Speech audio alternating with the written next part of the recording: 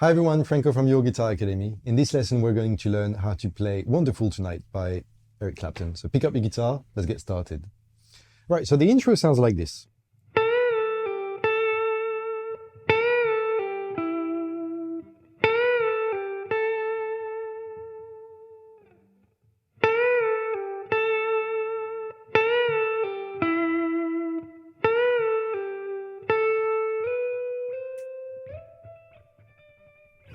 Right, absolutely love this intro.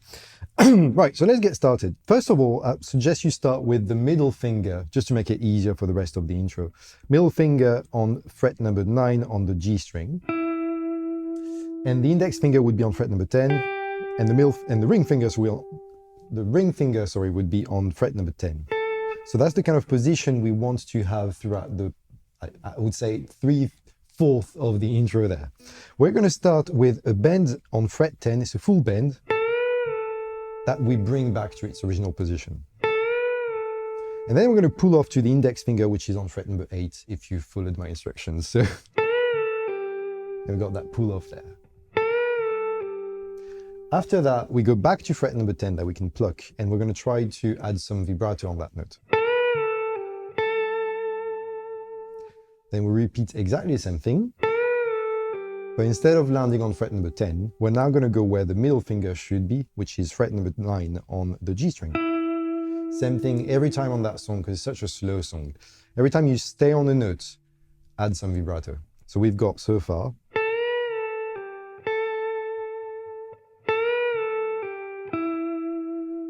Then we repeat the same thing again, the first part.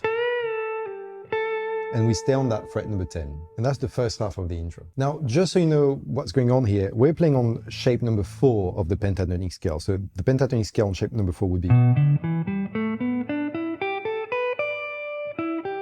That's the 3 notes we're playing. So we are in the key of E minor. The song has a major color, so E minor's relative is G major. You could think of it as the G major pentatonic scale. It's exactly the same notes. So again, the first half would go.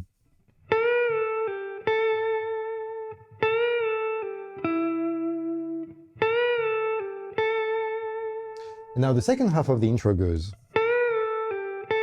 Very familiar. But then the last part.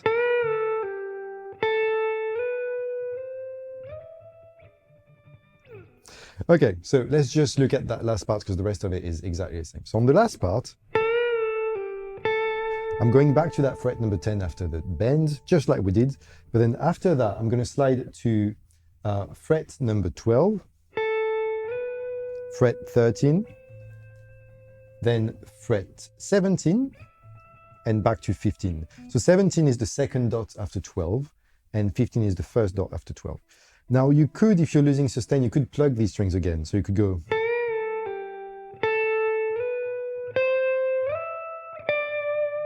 It's not the end of the world. I like to just slide. I think it adds a John Mayer color to it, and it's hard to tell what's going on the recording. To me, it sounds very fluid. So I wouldn't pluck all the notes. I wouldn't go.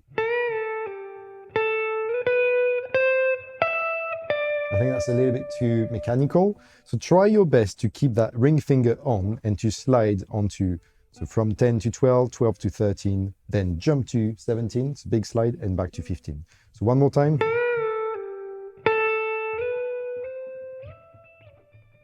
I'm losing it a little bit at the end. If I were louder, that would work, I swear. Let's put the whole intro together. So first half.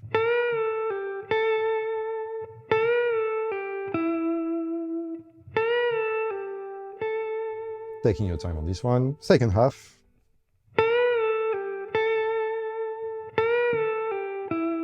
And the last part.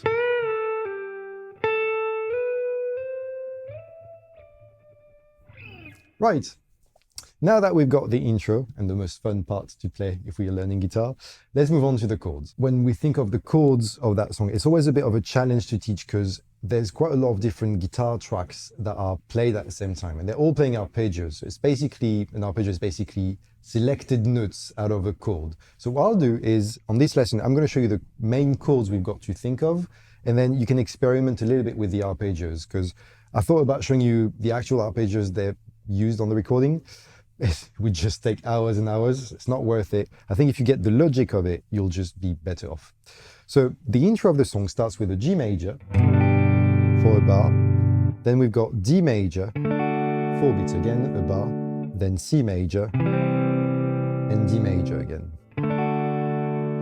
And think of it as something super laid back and relaxed. So if you're strumming it, which is not exactly what we want to do, but I would go for a very simple pattern like down, down, up, down, D, down, up, down, C, down, up, down, up, something very simple. Now, once you've got this working, which is the loop of the chords we need for the intro, then you can start plucking the strings at an 8th note pace. It doesn't have to be too precise. It doesn't have to be exactly the same way. You don't have to follow an actual pattern because again, there are at least 2 guitars on the recording and they're not playing the same arpeggios. So we kind of want to keep it fun and original every time we're playing a new chord. So I would do something like...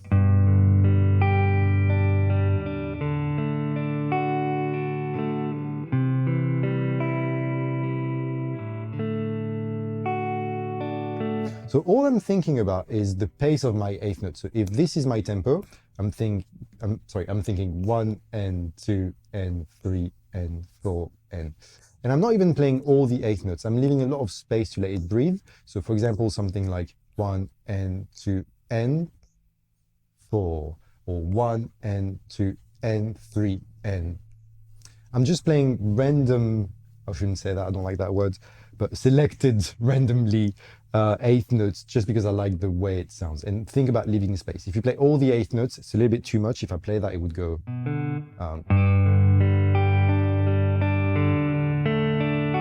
so it's a little bit too full. So leave space. So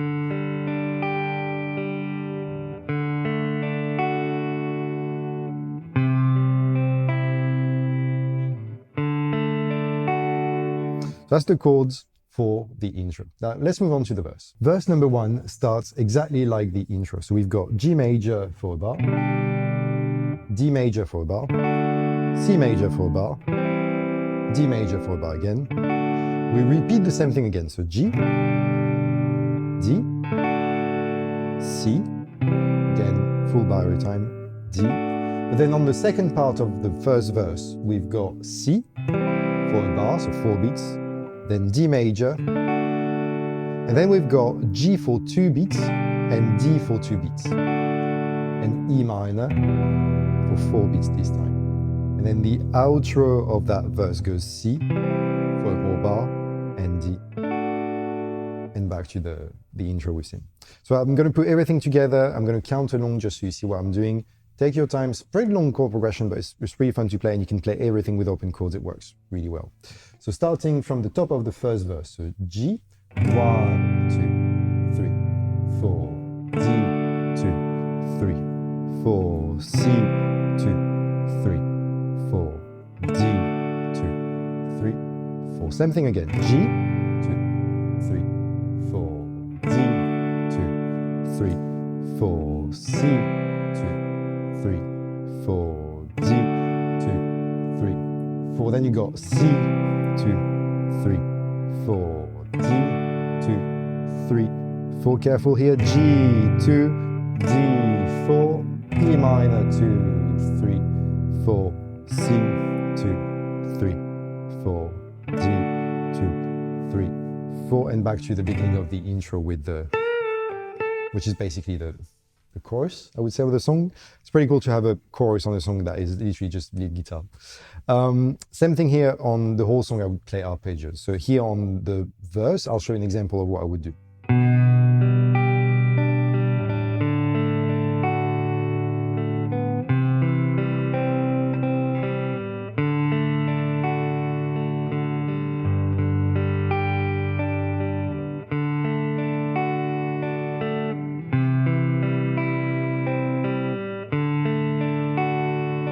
The C, D,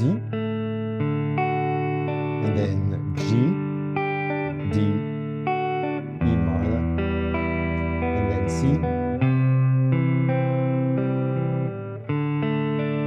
and back to the lead. That works really well. The important thing is to be extremely gentle with the right hand. You don't want to dig in too hard. You want to keep it really soft.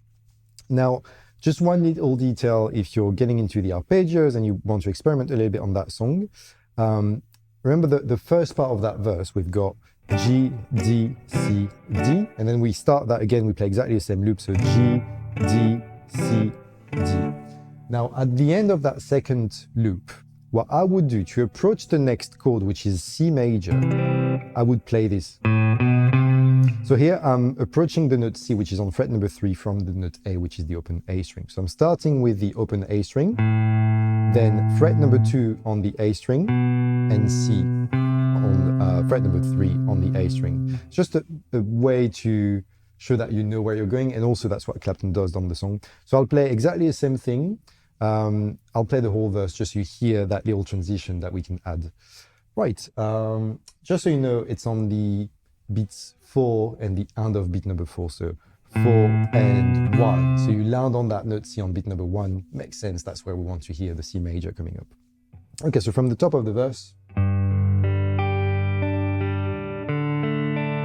then we've got C major, D, back to G, D, C, and then careful here, the last D, 4 and 1, C, D, then you've got the quick G and D, and E minor, and then we finish with C and D. Cool. So again, my right hand is, I'm not thinking about what I'm doing in terms of arpeggios here. I'm literally just playing the notes I want to hear, which I know for some of you, if you're just getting started, it's definitely a challenge. But reading picking patterns like this doesn't make sense, in my opinion, because you would probably learn something that is slightly off because there are 2 guitars on the track, and you might be hearing one guitar more than the other just because of personal taste. So I definitely invite you to experiment with this. But this little detail there is definitely something I show to everyone. You've got to learn this. It proves that you just know where you are within the song.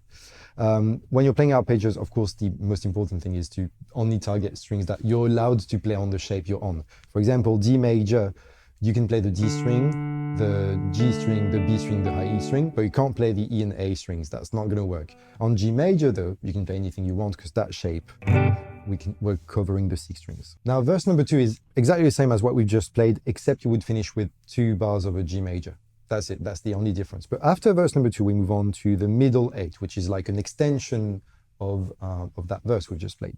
The middle 8 goes like this.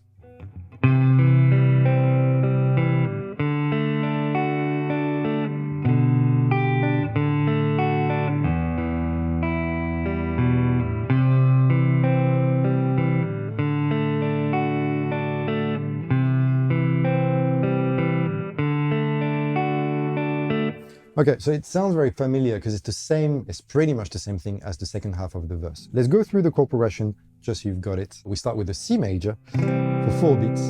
So 1, 2, 3, 4. Then we've got D major, 2, 3. For G and D sharing a bar, so 2 beats each, and E minor, 1, 2, 3, 4. Then we've got C, 2, 3, 4, D, 2, 3, 4. Usually we stop there, but on the middle 8, we go back to C, 1, 2, 3, 4, and back to D, 2, 3, 4. And that's it for the middle 8. Okay, then you've got the same loop as the intro again and again, so I definitely recommend you get back to it if it's still very fresh and you just digest that intro before moving on. But it's the same thing over and over again, except for the last verse of the song. I'll play it once, same thing. I'm not going to play the whole pattern and everything. I just want to show you the chord progression, which is where you can have fun with.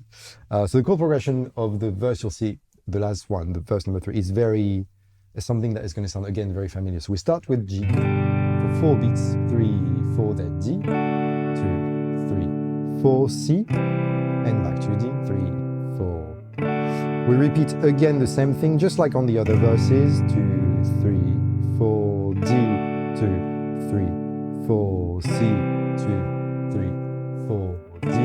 We move on to the next part. Remember with this, C, 3, 4, D, 3, 4. Then we've got the quick G and D to E minor, 2, 3, 4, C, 2, 3, 4, D.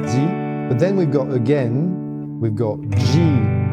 D, 2 beats each, and E minor again for 4 beats, 3, 4, and we finish with C, 2, 3, 4, D, 2, 3, 4, and we get to the outro of the song, which is the same as the intro of the song. Right, so that's the whole structure of the song.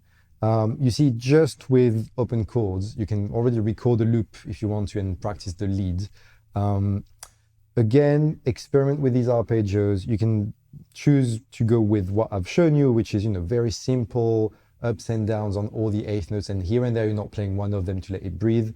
Or you can probably find what Clapton is actually playing, but again, if you're hearing that in stereo, that's at least 2 different guitars playing the different patterns. It's not exactly these shapes. There's just one last little thing I wanted to show you, and something when I learned the song that I really wanted to learn, so I do want to show you that.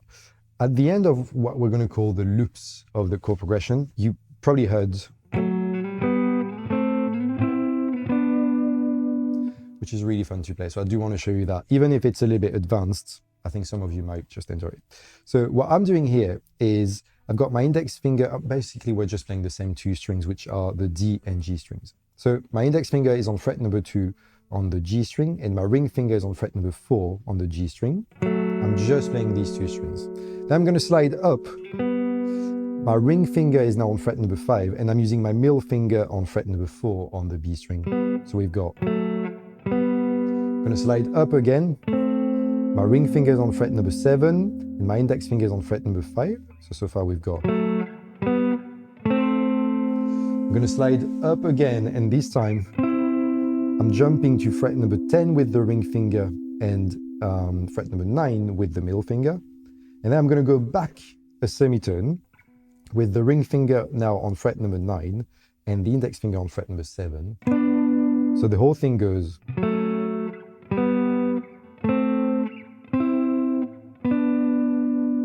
And what you want to do, as much as you can, even though there's one finger that keeps on switching position, is you want to slide the ring finger to make it sound like what you're doing is super smooth and easy, even if it's not. Fake it till you make it. So we've got. And you see at the end, I'm adding a little bit of vibrato. It's a very fun part to play. And if you're getting more comfortable with the intro or even the chord progression, you can definitely add it here and there. It's going to sound great. Right, have fun with it. Take your time with the song. I know it can be a challenge, but you'll get there. And I'll see you on the next video. Bye.